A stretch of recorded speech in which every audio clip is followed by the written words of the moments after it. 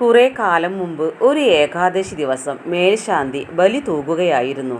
ഏകാദശി ആയതിനാൽ വലിയ തിരക്കായിരുന്നു. ആരോ അദ്ദേഹത്തെ സ്പർശിക്കാനിടയായി. മേൽശാന്തി കുളിച്ചു വന്ന് ബലി തൂകാൻ തുടങ്ങി. അപ്പോൾ മറ്റൊരാൾ അദ്ദേഹത്തെ തൊട്ടു. മേൽശാന്തി വീണ്ടും കുളിച്ചു വന്നു.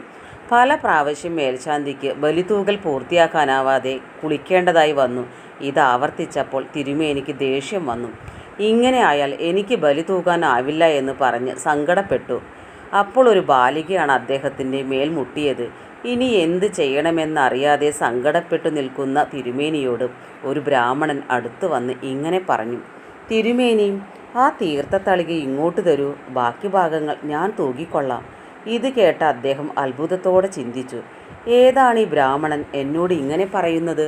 വ്യാകുലപ്പെട്ടു നിൽക്കുന്ന മേൽശാന്തിയോട് ആ ബ്രാഹ്മണൻ പറഞ്ഞു: എന്നെ തൊട്ടു ഭക്തരെ നോക്കൂ.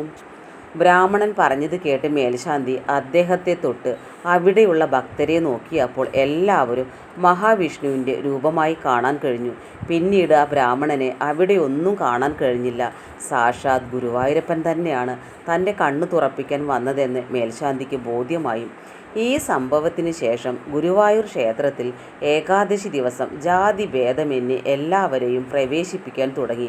എല്ലാ ഭക്തരും ഭഗവാൻ തന്നെയാണെന്ന ബോധം ഗുരുവായൂരപ്പൻ എല്ലാവർക്കും മനസ്സിലാക്കി കൊടുത്തു. ഭഗവാനും ശുദ്ധിയോ അശുദ്ധിയോ ഒന്നുമില്ല, എല്ലാം നമ്മുടെ മനസ്സിലാണ്. ഭഗവാൻ ഒരു ഭക്തൻ്റെ ഹൃദയത്തിലേക്കാണ് നോക്കുന്നത്. അതുകൊണ്ട് എല്ലാവരും ഭഗവാന്റെ നാമം ജപിക്കുക, ഭഗവാനെ സ്മരിക്കുക, ഭഗവത് കീർത്തനങ്ങൾ ചൊല്ലുക.